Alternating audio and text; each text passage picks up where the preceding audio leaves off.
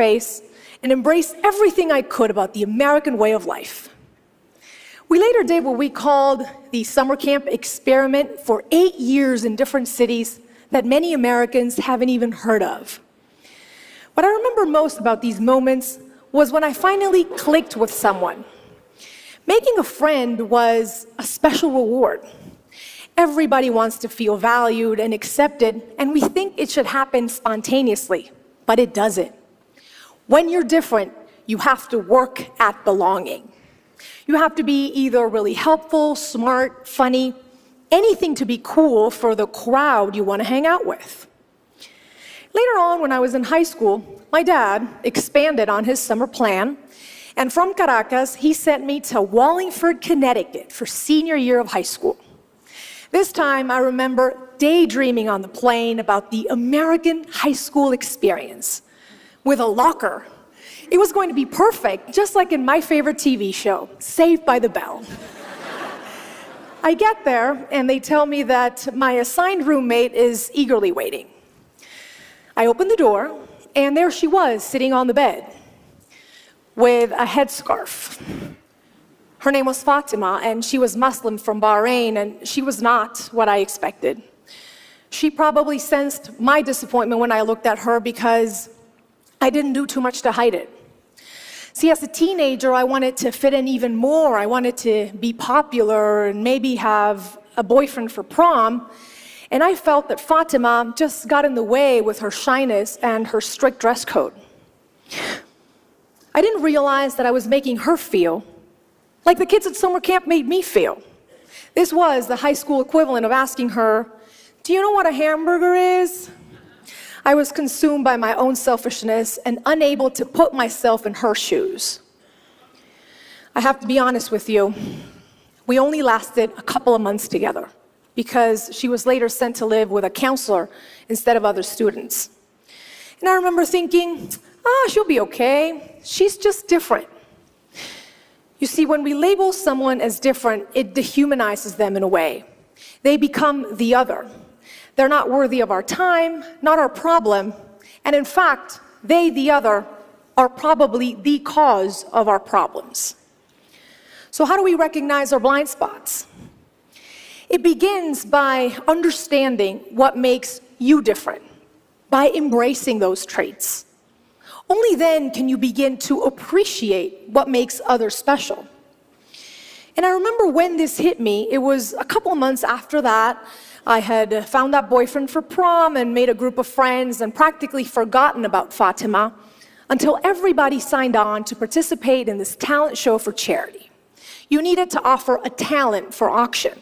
And it seemed like everybody had something special to offer. Some kids were going to play the violin, others were going to recite a theater monologue. And I remember thinking, we don't practice talents like these back home. But I was determined to find something of value. So the day of the talent show comes, and I get up on stage with my little boombox, I put it on the side, and I press play, and a song by my favorite emerging artist, Shakira, comes up. And I go, whenever, wherever, we're meant to be together. And I said, my name is Mariana, and I'm gonna auction a dance class. And it seemed like the whole school raised their hand to bid. My dance class really stood out from like the 10th violin class offered that day. And going back to my dorm room, I didn't feel different. I felt really special. And that's when I started thinking about Fatima, a person that I had failed to see as special when I first met her. She was from the Middle East, just like Shakira's family was from the Middle East. She could have probably taught me a thing or two about belly dancing, had I been open to it. Now, I want you all to take that sticker that was given to you at the beginning of our session today, where you wrote down what makes you special, and I want you to look at it. If you're watching at home, take a piece of paper and write down what makes you different. You may feel guarded when you look at it, maybe even a little ashamed, maybe even proud. But you need to begin to embrace it. Remember, it is the first step in appreciating what makes others special. When I went back home to Venezuela, I began to understand how these experiences were changing me. Being able to speak different languages, to navigate all these different people and places, it gave me a unique sensibility. I was finally beginning to understand the importance of putting myself in other people's shoes. And that is a big part of the reason why I decided to become a journalist. Especially being from a part of the world that is often labeled the backyard, the illegal aliens, third world, the others. I wanted to do something to change that. That was right around the time, however, when the Venezuelan government shut down the biggest television station in our country. Censorship was growing, and my dad came up to me once again and said, "How are you going to be a journalist here? You have to leave." And that's when it hit me. That's what he had been preparing me for. That is what the future held for me. So in 2008, I packed my bags and I came to the United States without a return ticket this time. I was painfully aware that at 24 years old, I was becoming a refugee of sorts, an immigrant, the other, once again, and now for good. I was able to come on a scholarship to study journalism. And I remember when they gave me my first assignment to cover the historic election of President Barack Obama. And I felt so lucky, so hopeful. I was like, yes, this is it. I've come to post-racial America, where the notion of us and them is being eroded and will probably be eradicated in my lifetime. Boy, was I wrong, right? Why didn't Barack Obama's presidency alleviate racial tensions in our country? Why do some people still feel threatened by immigrants, LGBTQ, and minority groups who are just trying to find a space in this United States that should be for all of us? I didn't have the answers back then. But on November 8th, 2016, when Donald Trump became our president, it became clear that a large part of the electorate sees them as the others. Some see people coming to take their jobs or potential terrorists who speak a different language. Meanwhile, minority groups oftentimes just see hatred, intolerance, and narrow-mindedness on the other side. It's like we're stuck in these bubbles that nobody wants to burst. And the only way to do it, the only way to get out of it, is to realize that being different also means thinking differently. It takes courage to show respect. In the words of Voltaire, I may not agree with what you have to say, but I will fight to the death to defend your right to say it.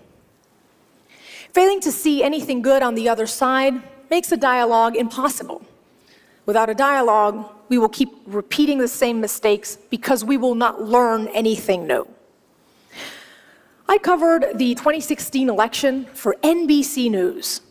It was my first big assignment in this mainstream network where I had crossed over from Spanish television. And I wanted to do something different.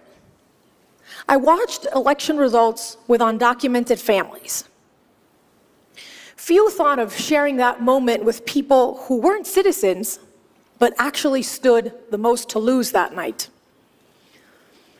When it became apparent that Donald Trump was winning, this 8-year-old girl named Angelina rushed up to me in tears. She sobbed as she asked me if her mom was going to be deported now.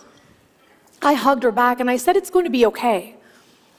But I really didn't know. This was the photo that we took that night, forever ingrained in my heart. Here was this little girl who was around the same age I was when I went to camp in Brainerd. She already knows she is the other. She walks home from school in fear every day. Her mom can be taken away. So how do we put ourselves in Angelina's shoes? How do we make her understand she is special and not simply unworthy of having her family together? By giving camera time to her and families like hers, I tried to make people see them as human beings and not simply illegal aliens. Yes, they broke a law, and they should pay a penalty for it, but they've also given everything for this country, like many other immigrants before them have. I've already told you how my path to personal growth started. To end, I want to tell you how I hit the worst bump in the road yet, one that shook me to my very core. The day, April 10th, 2014. I was driving to the studio and I got a call from my parents. "Are you on the air?" they asked. I immediately knew something was wrong. "What happened?" I said. "It's your sister. She's been in a car accident." It was as if my heart stopped. My hands gripped to the steering wheel, and I remember hearing the words, "It is unlikely she will ever walk again." They say your life can change in a split second. Mine did at that moment. My sister went from being my successful other half, only a year apart in age, to not being able to move her legs, sit up, or get dressed by herself. And this wasn't like summer camp where I could magically make it better. This was terrifying. Throughout the course of 2 years, my sister underwent 15 surgeries, and she spent most of that time in a wheelchair.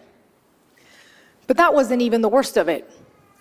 The worst was something so painful, it's hard to put into words even now.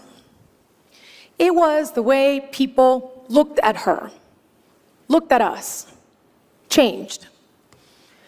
People were unable to see a successful lawyer or a millennial with a sharp wit and a kind heart. Everywhere we went, I realized that people just saw a poor girl in a wheelchair. They were unable to see anything beyond that.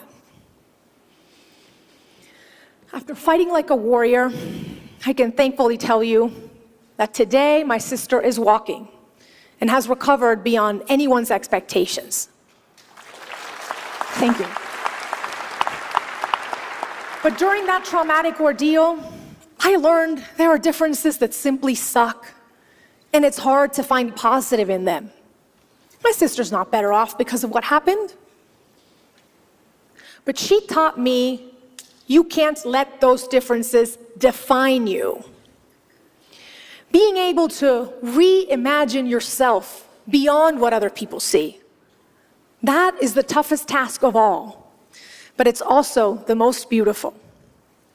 You see, we all come to this world in a body. People with physical or neurological difficulties, environmentally impacted communities, immigrants, boys, girls, boys who want to dress as girls, girls with veils, women who've been sexually assaulted, athletes who bend their knee as a sign of protest, Black, white, Asian, Native American, my sister, you or me. We all want what everyone wants, to dream and to achieve. But sometimes society tells us, and we tell ourselves, we don't fit the mold. Well, if you look at my story, from being born somewhere different, to belly dancing in high school, to telling stories you wouldn't normally see on TV, what makes me different is what has made me stand out and be successful. I have traveled the world and talked to people from all walks of life. And you know what I've learned?